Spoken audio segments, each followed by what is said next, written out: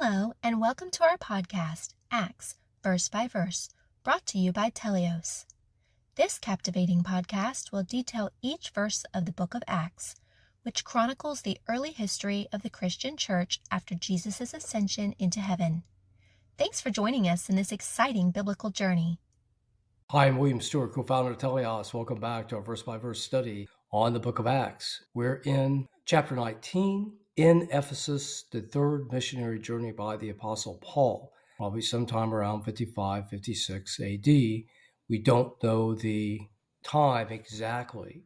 We've just got through the story of the sons of Sheva, and that they were beat upon by a demon, and this caused many people to believe. But that's not all that's happened in Ephesus, this great coastal southwestern port city that was so important in trade. Let's go to the text. We'll summarize this story for time efficiency, but hopefully you'll gain an understanding. Verse 31, Paul had purpose in the Spirit. We don't know what this means, this terminology.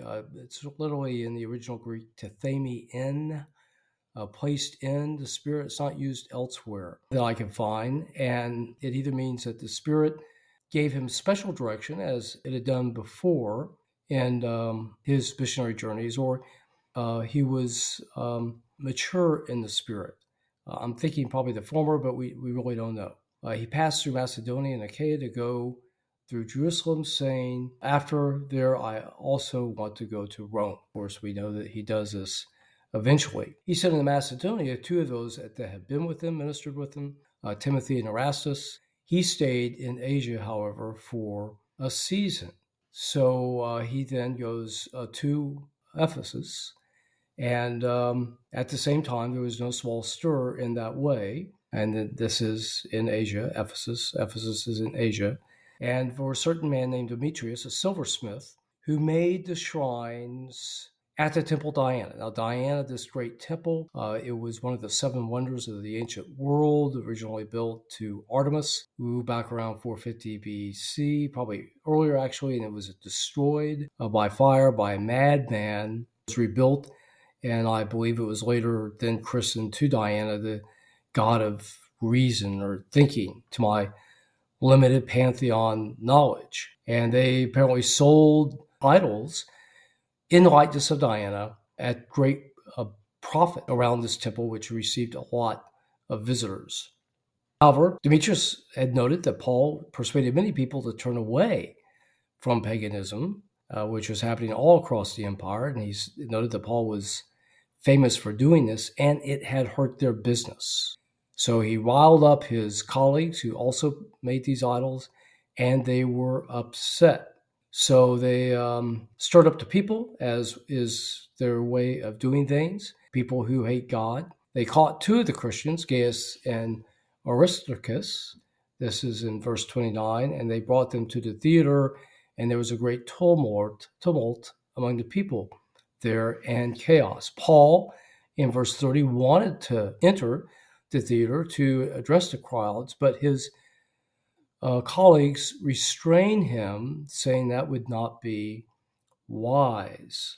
So at that point then, the Jews put up Alexander to speak for them, perhaps to distance themselves from the Christians and not be caught up in being mistaken for the same belief. However, the town clerk stood up and addressed the crowd and calmed them, and basically saying that these people, the Christians, had done nothing wrong, and that if you're going to accuse them, they come up with an accusation and do it through the courts in a lawful assembly. And he then dismissed the assembly, and that was it.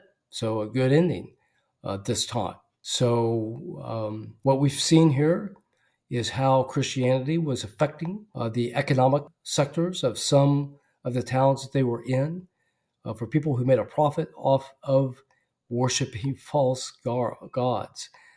Again, like typical, they didn't try to come and say, this is why you are wrong.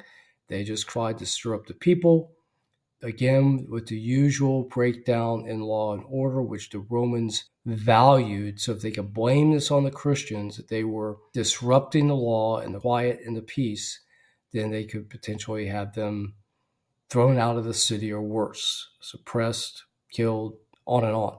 Didn't work because the court recognized what they were doing and basically told them to disperse and follow the law. Okay, thanks be to God for that. Okay, so we will continue then on the third missionary journey next time in chapter 20. And fascinating stories on the early church, seeing God work, protect the church, grow the church, use Paul and his disciples, and real men of faith examples to us. And so grateful for these people who worked on behalf of us so early in Christianity. I'll see you next time.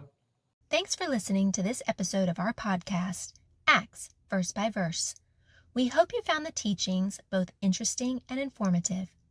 Join us next week for another exciting episode. To listen to all episodes, please visit our website, teleiosresearch.com.